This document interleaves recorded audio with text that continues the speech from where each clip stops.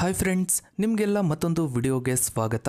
Friends, ನೀವು observe ಮಾಡಿರ್ಬೋದು, ನೀವು ಚಿಕ್ಕವರಿದ್ದಾಗ ನಿಮ್ಮ ಏರಿಯಾದಲ್ಲಿ ನಿಮ್ಮ ಸುತ್ತಮುತ್ತಲೂ ಎಷ್ಟೋ ಕಿರಾಣಿ ಅಂಗಡಿಗಳಿದ್ವು.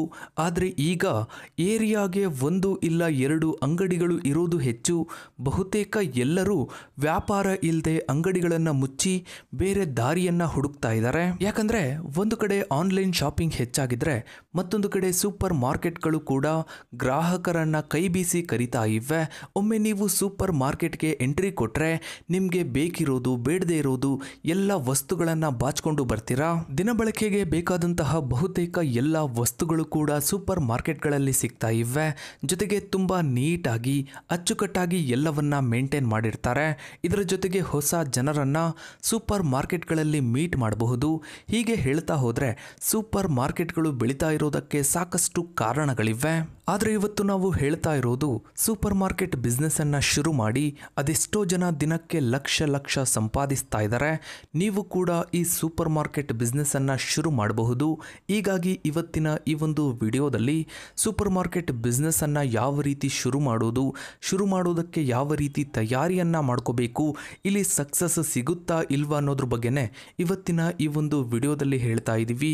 ವಿಡಿಯೋ ತುಂಬಾ ಇಂಟ್ರೆಸ್ಟಿಂಗ್ ಆಗಿದೆ ಫ್ರೆಂಡ್ಸ್. ವಿಡಿಯೋವನ್ನ ಎಲ್ಲೂ ಸ್ಕಿಪ್ ಮಾಡದೆ ಸಂಪೂರ್ಣವಾಗಿ ನೋಡಿ. ಮೊದಲನೇದು ಸಮಗ್ರ ವ್ಯಾಪಾರ ಯೋಜನೆ, ಅಂದ್ರೆ ಬಿಸ್ನೆಸ್ ಪ್ಲಾನ್ ಅನ್ನ ರಚಿಸಿಕೊಳ್ಬೇಕು. ಮಾರುಕಟ್ಟೆಯ ಸಂಶೋಧನೆ ಮಾಡಬೇಕು, ಅಂದ್ರೆ ಮಾರ್ಕೆಟ್ ಅನ್ನ ರಿಸರ್ಚ್ ಮಾಡಬೇಕು. ನಿಮ್ಮ ಗುರಿಯಲ್ಲಿ ಯಾವ ಗ್ರಾಹಕರು ಬರ್ತಾರೆ, ಅವರ ಅವಶ್ಯಕತೆಗಳು ಏನು, ನಿಮ್ಮ ಸ್ಪರ್ಧಿಗಳು ಯಾರು ಮತ್ತು ಮಾರುಕಟ್ಟೆಯಲ್ಲಿ ಏನಾಗ್ತಾ ಇದೆ ಅನ್ನೋದನ್ನ ನೀವು ಅರ್ಥ ಮಾಡ್ಕೊಳ್ಬೇಕು. ಇನ್ನು ಸ್ಥಳ, ಲೊಕೇಶನ್ ಇದು ಕೂಡ ಬಹಳ ಮುಖ್ಯ. ಸೂಕ್ತವಾದ ಸ್ಥಳವನ್ನ ಗುರುತಿಸಿಕೊಳ್ಬೇಕು. ನೀವು ಸೂಪರ್ ಮಾರ್ಕೆಟ್ ಅನ್ನ ಓಪನ್ ಮಾಡೋ ಜಾಗದಲ್ಲಿ ಜನಸಂಖ್ಯೆ ಹೇಗಿದೆ, ಯಾವ ರೀತಿಯ ಜನ ಅಲ್ಲಿ ವಾಸ ಮಾಡ್ತಾ ಇದ್ದಾರೆ, ಬಡವರು, ಶ್ರೀಮಂತರು ಅಥವಾ ಮಧ್ಯಮ ವರ್ಗದವರು, ಇದು ಕೂಡ ನೀವು ನೋಡಬೇಕಾಗುತ್ತೆ. ಹಾಗೆ ನಿಮ್ಮ ಸೂಪರ್ ಮಾರ್ಕೆಟ್ಗೆ ಬರೋದಕ್ಕೆ ಸಂಚಾರದ ವ್ಯವಸ್ಥೆ, ರಸ್ತೆಯ ವ್ಯವಸ್ಥೆ, ಪಾರ್ಕಿಂಗ್ ವ್ಯವಸ್ಥೆ ಯಾವ ರೀತಿ ಇದೆ ಅನ್ನೋದು ಕೂಡ ಬಹಳ ಮುಖ್ಯವಾಗುತ್ತೆ. ಇದರ ಜೊತೆಗೆ ಅಲ್ಲಿ ಬೇರೆ ಯಾವುದಾದ್ರೂ ಸೂಪರ್ ಮಾರ್ಕೆಟ್ಗಳು ಇದೆಯಾ ಇಲ್ವೋ ಅನ್ನೋದನ್ನು ಕೂಡ ನೀವು ನೋಡಬೇಕಾಗುತ್ತೆ. ಜೊತೆಗೆ ಬಾಡಿಗೆಯ ವೆಚ್ಚವನ್ನು ಕೂಡ ನೀವು ಪರಿಗಣಿಸಬೇಕು. ಇನ್ನು ಸೇವೆಗಳು ಮತ್ತು ಉತ್ಪನ್ನಗಳು, ಪ್ರಾಡಕ್ಟ್ಸ್ ಅಂಡ್ ಸರ್ವಿಸ್, ನೀವು ಯಾವ ರೀತಿಯ ಉತ್ಪನ್ನಗಳನ್ನು ಮಾರಾಟ ಮಾಡಲು ಬಯಸ್ತೀರಾ. ಉದಾಹರಣೆಗೆ ತಾಜಾ ಉತ್ಪನ್ನಗಳು, ದಿನಸಿ, ಮಾಂಸ, ಡೈರಿ, ಗೃಹೋಪಯೋಗಿ ವಸ್ತುಗಳು. ಜೊತೆಗೆ ನೀವು ಯಾವ ರೀತಿ ಸೇವೆಯನ್ನ ಗ್ರಾಹಕರಿಗೆ ನೀಡ್ತಾ ಇದ್ದೀರಾ. ಉದಾಹರಣೆಗೆ ಆನ್ಲೈನ್ ಶಾಪಿಂಗ್ ಇರ್ಬೋದು, ಹೋಮ್ ಡೆಲಿವರಿ ಇರ್ಬೋದು. ಇದನ್ನು ಕೂಡ ನೀವು ಮೊದಲೇ ಪ್ಲಾನ್ ಮಾಡಿರಬೇಕಾಗುತ್ತೆ.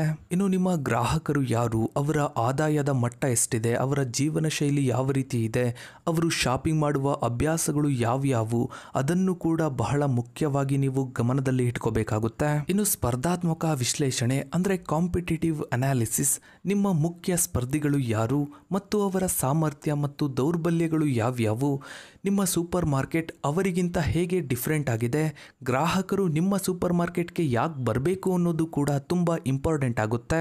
ಇನ್ನು ಮಾರ್ಕೆಟಿಂಗ್ ಮತ್ತು ಮಾರಾಟ ತಂತ್ರ ಅಂದ್ರೆ ಮಾರ್ಕೆಟಿಂಗ್ ಅಂಡ್ ಸೇಲ್ಸ್ ಸ್ಟ್ರಾಟಜಿ, ನೀವು ಗ್ರಾಹಕರನ್ನ ಹೇಗೆ ತಲುಪ್ತೀರಾ ಮತ್ತು ಅವರನ್ನ ಹೇಗೆ ಉಳಿಸ್ಕೊಳ್ತೀರಾ, ನೀವು ಬೆಲೆಯನ್ನ ಹೇಗೆ ಫಿಕ್ಸ್ ಮಾಡ್ತೀರಾ. ಬೇರೆ ಸೂಪರ್ ಮಾರ್ಕೆಟ್ಗಳಿಗಿಂತ ನಿಮ್ಮ ಸೂಪರ್ ಮಾರ್ಕೆಟ್ನಲ್ಲಿ ಕಡಿಮೆ ಬೆಲೆಗೆ ಅಥವಾ ಉತ್ತಮ ಗುಣಮಟ್ಟದ ಆಫರ್ಗಳಿರುವ ವಸ್ತುಗಳು ಸಿಗುತ್ತಾ ಅಂತ ಗ್ರಾಹಕರು ನೋಡ್ತಾರೆ. ಇನ್ನು ಕಾರ್ಯಾಚರಣೆಗಳ ಯೋಜನೆ ಅಂದ್ರೆ ಆಪರೇಷನ್ಸ್ ಪ್ಲಾನ್, ನಿಮ್ಮ ಸೂಪರ್ ಮಾರ್ಕೆಟ್ ಹೇಗೆ ಕಾರ್ಯನಿರ್ವಹಿಸುತ್ತೆ, ಹೇಗೆ ವರ್ಕ್ ಆಗುತ್ತೆ, ಸರಕುಗಳನ್ನು ಹೇಗೆ ಸಂಗ್ರಹಿಸ್ತೀರಾ, ಎಲ್ಲಿ ಸ್ಟೋರ್ ಮಾಡಿ ಇಡ್ತೀರಾ, ದಾಸ್ತಾನು ನಿರ್ವಹಣೆ ಹೇಗೆ ಮಾಡ್ತೀರಾ, ಹಾಗೆ ವರ್ಕರ್ಸ್ಗಳನ್ನು ಹೇಗೆ ಮ್ಯಾನೇಜ್ ಮಾಡ್ತೀರಾ ಅನ್ನೋದು ಕೂಡ ಬಹಳ ಮುಖ್ಯ. ಇನ್ನು ಬಹಳ ಮುಖ್ಯವಾದದ್ದು ಹಣಕಾಸು ಯೋಜನೆ, ಫಿನಾನ್ಷಿಯಲ್ ಪ್ಲಾನ್. ಪ್ರಾರಂಭಿಕ ವೆಚ್ಚಗಳು, ಸ್ಥಳ, ಉಪಕರಣಗಳು, ದಾಸ್ತಾನು, ಲೈಸೆನ್ಸ್ ಇವುಗಳ ವೆಚ್ಚ.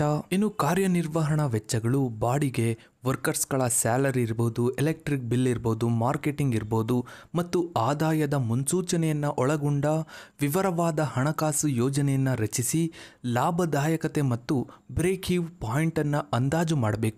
ಇದಿಷ್ಟು ಮೊದಲ ಪಾಯಿಂಟ್. ಆದರೆ ಈಗ ಎರಡನೇ ಪಾಯಿಂಟ್ ಹಣಕಾಸು ವ್ಯವಸ್ಥೆ, ಫಿನಾನ್ಸಿಂಗ್.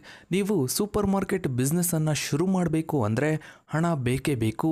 ಇದಕ್ಕೆ ನೀವು ನಿಮ್ಮ ಸ್ವಂತ ಉಳಿತಾಯದ ಹಣದಿಂದಲೂ ಶುರು ಮಾಡಬಹುದು ಅಥವಾ ಬ್ಯಾಂಕ್ನಲ್ಲಿ ಸಾಲ ತಗೊಂಡು ಕೂಡ ಶುರು ಮಾಡಬಹುದು. ಇಲ್ಲಾಂದರೆ ಇನ್ವೆಸ್ಟರ್ಸ್ಗಳನ್ನು ಹುಡುಕಿ ನಿಮ್ಮ ಪ್ಲಾನ್ ಏನಿದೆ ಅದನ್ನು ಅವರಿಗೆ ಹೇಳಿ ಒಪ್ಪಿಸಿ ನಿಮ್ಮ ಬಿಸ್ನೆಸ್ಸನ್ನು ನೀವು ಶುರು ಮಾಡಬಹುದು. ಇನ್ನು ಮೂರನೆಯದ್ದು ಲೀಗಲ್ ಅಂಡ್ ಪರ್ಮಿಟ್ಸ್. ನಿಮ್ಮ ವ್ಯವಹಾರವನ್ನು ನೀವು ನೋಂದಾಯಿಸಬೇಕು ಬೇಕು, ಸೂಕ್ತವಾದ ವ್ಯಾಪಾರ ಲೈಸೆನ್ಸ್ ಮತ್ತು ಇತರ ಅಗತ್ಯ ಲೈಸೆನ್ಸ್ಗಳನ್ನು ಪಡೆದುಕೊಳ್ಳಿ. ಉದಾಹರಣೆಗೆ ಆಹಾರ ಸುರಕ್ಷತಾ ಲೈಸೆನ್ಸ್, ಸ್ಥಳೀಯ ನಿಯಮಗಳು ಮತ್ತು ನಿಬಂಧನೆಗಳನ್ನು ನೀವು ತಿಳಿದುಕೊಳ್ಳಿ. 4ನೇದು ಸ್ಥಳವನ್ನು ಆರಿಸಿ ಮತ್ತು ಸಿದ್ಧಪಡಿಸಿ. ನಿಮ್ಮ ವ್ಯಾಪಾರ ಯೋಜನೆಗೆ ಅನುಗುಣವಾದ ಸೂಕ್ತ ಸ್ಥಳವನ್ನು ಆರಿಸಿ, ಸ್ಥಳವನ್ನು ವಿನ್ಯಾಸಗೊಳಿಸಿ ಮತ್ತು ಸೂಪರ್ ಮಾರ್ಕೆಟ್ನಂತೆ ಸಜ್ಜುಗೊಳಿಸಿ. ಶೆಲ್ಫ್ಗಳು, ರೆಫ್ರಿಜರೇಟರ್ಗಳು, ಕೌಂಟರ್ಗಳು, ಟ್ರಾಲಿಗಳು ಇತ್ಯಾದಿ ವಸ್ತುಗಳನ್ನು, ಅಗತ್ಯವಿರುವಂತಹ ವಸ್ತುಗಳನ್ನು ಸಿದ್ಧಪಡಿಸಿಕೊಳ್ಳಿ. ಇನ್ನು 5ನೇಯದ್ದು ಸರಕು ಮತ್ತು ದಾಸ್ತಾನು. ವಿಶ್ವಾಸಾರ್ಹ ಪೂರೈಕೆದಾರರೊಂದಿಗೆ ಒಪ್ಪಂದ ಮಾಡಿಕೊಳ್ಳಿ. ಅವರೊಂದಿಗೆ ನೀವು ವಸ್ತುಗಳನ್ನು ತರಿಸಿಕೊಳ್ಳಬಹುದು. ಆರಂಭಿಕ ದಾಸ್ತಾನು ಖರೀದಿಸಿ. ನಿಮ್ಮ ಗುರಿ ಯಾವಾಗಲೂ ಮಾರುಕಟ್ಟೆಯ ಬೇಡಿಕೆಗಳಿಗೆ ಅನುಗುಣವಾದ ಉತ್ಪನ್ನಗಳನ್ನು ಆಯ್ಕೆ ಮಾಡಿಕೊಳ್ಳಿ. ಸಮರ್ಥ ದಾಸ್ತಾನು ನಿರ್ವಹಣಾ ವ್ಯವಸ್ಥೆಯನ್ನು ಸ್ಥಾಪಿಸಿ. 6ನೇಯದ್ದು ಸಿಬ್ಬಂದಿ ನೇಮಕಾತಿ ಮತ್ತು ತರಬೇತಿ. ಕ್ಯಾಷರ್ಗಳು, ಸ್ಟಾಫ್ಗಳು, ಮ್ಯಾನೇಜರ್ಗಳು, ಇತರ ಅಗತ್ಯ ಸಿಬ್ಬಂದಿಗಳನ್ನು ನೇಮಿಸಿ ಅವರಿಗೆ ಸರಿಯಾದ ತರಬೇತಿಯನ್ನು ನೀಡಿ ಉತ್ತಮ ಗ್ರಾಹಕ ಸೇವೆಯನ್ನು ನೀಡಿ. ಇನ್ನು 7ನೇಯದ್ದು ಮಾರ್ಕೆಟಿಂಗ್ ಅಂಡ್ ಲಾಂಚ್. ನಿಮ್ಮ ಸೂಪರ್ ಮಾರ್ಕೆಟನ್ನು ಉತ್ತೇಜಿಸಲು ಒಂದು ಮಾರ್ಕೆಟಿಂಗ್ ಯೋಜನೆಯನ್ನು ಅಭಿವೃದ್ಧಿಪಡಿಸಿ. ಉದಾಹರಣೆಗೆ ಪಾಂಪ್ಲೆಟ್ಸ್ಗಳು, ಜಾಹೀರಾತುಗಳು ಹಾಗೆ ಸೋಷಿಯಲ್ ಮೀಡಿಯಾವನ್ನು ಬಳಸಿ ಆಡ್ಸ್ಗಳನ್ನು ನೀಡಿ ನಿಮ್ಮ ಸೂಪರ್ ಮಾರ್ಕೆಟನ್ನು ಅದ್ದೂರಿಯಾಗಿ ಉದ್ಘಾಟಿಸಿ. ಇನ್ನು 8ನೇಯದ್ದು ಕಾರ್ಯಾಚರಣೆ ಮತ್ತು ನಿರ್ವಹಣೆ. ದೈನಂದಿನ ಕಾರ್ಯಾಚರಣೆಗಳನ್ನು ಸಮರ್ಥವಾಗಿ ನಿರ್ವಹಿಸಿ, ಗ್ರಾಹಕರ ಪ್ರತಿಕ್ರಿಯೆಯನ್ನು ಗಮನಿಸಿ ಮತ್ತು ಅಗತ್ಯ ಬದಲಾವಣೆಗಳನ್ನು ಮಾಡಿ. ದಾಸ್ತಾನು, ಹಣಕಾಸು ಮತ್ತು ಸಿಬ್ಬಂದಿಗಳನ್ನು ನಿಯಮಿತವಾಗಿ ಮೇಲ್ವಿಚಾರಣೆ ಮಾಡಿ. ಇನ್ನು ಕೊನೆಯದಾಗಿ ಯಶಸ್ಸಿಗೆ ಸಲಹೆಗಳನ್ನು ನೋಡ್ತಾ ಹೋದರೆ ಉತ್ತಮ ಗ್ರಾಹಕ ಸೇವೆ ಅಂದರೆ ಸ್ನೇಹಪರ ಮತ್ತು ಸಹಾಯ ಮಾಡುವ ಸಿಬ್ಬಂದಿಯನ್ನು ಹೊಂದಿರಿ. ತಾಜಾ ಮತ್ತು ಉತ್ಪನ್ನ ಗುಣಮಟ್ಟದ ಉತ್ಪನ್ನಗಳನ್ನು ನೀಡಿ. ಮಾರುಕಟ್ಟೆಯ ಬೆಲೆಗೆ ಅನುಗುಣವಾಗಿ ಬೆಲೆಯನ್ನು ಫಿಕ್ಸ್ ಮಾಡಿ. ನಿಮ್ಮ ಶಾಪನ್ನು ಯಾವಾಗಲೂ ಸ್ವಚ್ಛವಾಗಿ ಮತ್ತು ಅಚ್ಚುಕಟ್ಟಾಗಿ ಇರಿಸಿ. ಇನ್ನು ಗ್ರಾಹಕರ ಬೇಡಿಕೆಗಳು ಮತ್ತು ಮಾರುಕಟ್ಟೆಯ ಬದಲಾವಣೆಗೆ ತಕ್ಕಂತೆ ನೀವು ಕೂಡ ಅಪ್ಡೇಟ್ ಆಗ್ತಾ ಹೋಗಬೇಕು. ಜೊತೆಗೆ ಟೆಕ್ನಾಲಜಿಯನ್ನು ಬಳಸಿ ಗ್ರಾಹಕರಿಗೆ ಇನ್ನೂ ಒಳ್ಳೆಯ ಸರ್ವಿಸನ್ನು ಕೊಡಬಹುದು. ಸೂಪರ್ ಮಾರ್ಕೆಟ್ ಬಿಸ್ನೆಸ್ಸನ್ನು ಶುರು ಮಾಡಬೇಕು ಅಂದರೆ ಅಲ್ಲಿ ನೀವು ನಿಮ್ಮ ಟೈಮ್, ಹಣ, ನಿಮ್ಮ ಶ್ರಮ ಎಲ್ಲವನ್ನು ಕೂಡ ನೀವು ಅಲ್ಲಿ ಇನ್ವೆಸ್ಟ್ ಮಾಡ್ತೀರಾ. ಹೀಗಾಗಿ ನೀವಲ್ಲಿ ಸರಿಯಾದ ಪ್ಲಾನನ್ನು ಮಾಡಿಕೊಂಡು ಸರಿಯಾದ ದಾರಿಯಲ್ಲಿ ಹೋದರೆ ಖಂಡಿತ ನಿಮಗೆ ಯಶಸ್ಸು ಸಿಕ್ಕೇ ಸಿಗುತ್ತೆ. ಸೊ ಫ್ರೆಂಡ್ಸ್, ಇದಾಗಿತ್ತು ಇವತ್ತಿನ ಈ ಒಂದು ವಿಡಿಯೋದ ಬಗ್ಗೆ ನಿಮ್ಮ ಅನಿಸಿಕೆ ಅಭಿಪ್ರಾಯಗಳನ್ನು ತಪ್ಪದೇ ಕಮೆಂಟ್ ಸೆಕ್ಷನಲ್ಲಿ ಕಮೆಂಟ್ ಮಾಡಿ. ಹಾಗೆ ವಿಡಿಯೋಗೊಂದು ಲೈಕ್ ಮಾಡ್ತಾ ವಿಡಿಯೋನ ಆದಷ್ಟು ಎಲ್ಲ ಕಡೆ ಶೇರ್ ಮಾಡಿ.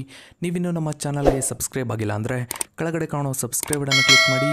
ಹಾಗೆ ಪಕ್ಕದಲ್ಲಿ ಕಾಣೋ ಬೆಲ್ ಐಕನ್ ಕೂಡ ಕ್ಲಿಕ್ ಮಾಡಿ. Thanks for watching.